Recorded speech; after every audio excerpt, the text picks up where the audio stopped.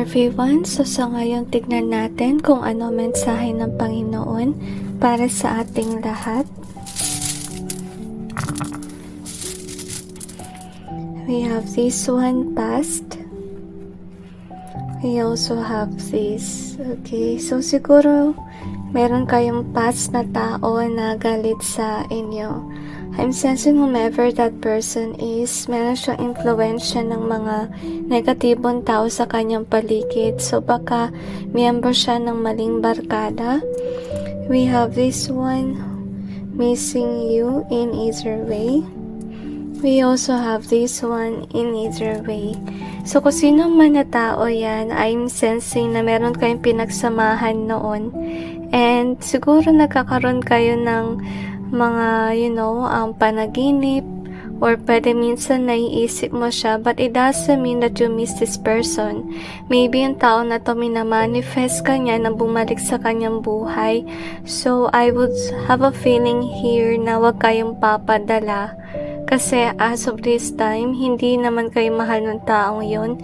Na-feel ko pa rin itong hatred or anger na kanyang nararamdaman about you. Kung bumalik ka, baka may gawin lang siya hindi mabuti sa inyo. So, might as well mag-ingat kayo sa past na tao na yan. So, we got do your best in reverse. We also got this one, beautiful. So, I'm sensing here na kung sino man ito, meron siya siguro mga sinasabi na nagdi-discourage sa'yo. Siguro siya ay sinungaling. Siguro sinasabi niya yung mga ginagawa mo na, let's say, kumari, if ever you're into arts, baka sinasabi niya, wag mo nang gawin yun kasi ganito at ganyan. But yet, I feel na kahit nabulihin niya yung mga ginagawa niyo, yung reality is that kung ano man ang ginagawa mo, guys, it's something beautiful. Some of you, maybe this person is naughty, maybe bullying you with regards to your looks. Don't believe on it kasi first of all, you are definitely beautiful with a beautiful hair. Okay, glass pebble. So we have this one in either way. We also have this. Okay, teka, pasahin ko lang.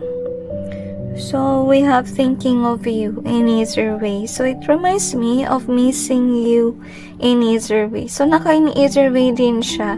Kasi nga, as I told you, pinipilit kanyang bumalik sa kanyang buhay. Okay? Minamanifest kanya. And maybe, ginagayuma ka without you knowing, can be. Or pwede rin na may ginagawang kalokohan.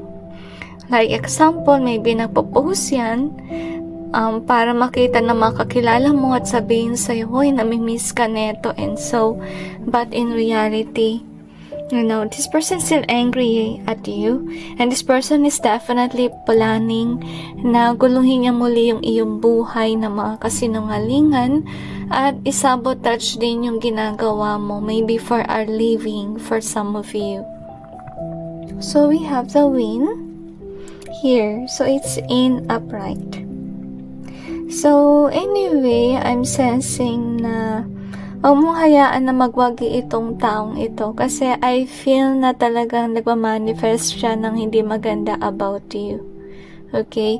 Kasi siguro nakita niya yung potential na you do have a tendency to succeed in your life. Okay? Kaya niya pinipigilan yung iyong negosyo, pinipigilan niya magsalita na maganda about what you're doing and so, kasi, ayaw kanya na umangat. Pansinin mo yung mga taong nagbibigay ng payo ng ganyan. Honestly, yung nalulungkot ako kasi karamihan, is somebody that you really considered as friends or close with, pero pang magpayo parang questionable na hindi mo maintindihan. So, yun na yung red flag, guys, okay? So, huwag kayong padalos-dalos sa, mga sinasabi sa inyo ng mga tao. And know na, hindi lahat ng tao ay, maganda yung pinapayo sa inyo. May mga tao talaga na salbahe na alam nila maganda yung nangyari sa inyong buhay, pero yung gusto nila mangyari is malihis ka ng landas. So, remember that, you need to pray to God to help you, to guide you. Kay God ka magtiwala, hindi sa mga taong ganyan. And know your hunches as well. Kung alam mo maganda yung nangyayari sa inyong buhay, then why would you believe a person na sinasabi hindi naman maganda yung nangyayari? Right? Kasi alam mo yung katotohanan eh. Alam mo kung ano yung gusto mong gawin. Okay? And you have a good feeling about it. Pero yung mga tao ba na yan, alam nila yung nararamdaman mo? Right? So, consider as red flag, guys. If ever someone is giving you bad guidance. Okay, that contradicts what you believe in. So, anyway, that's it. And God bless all of you.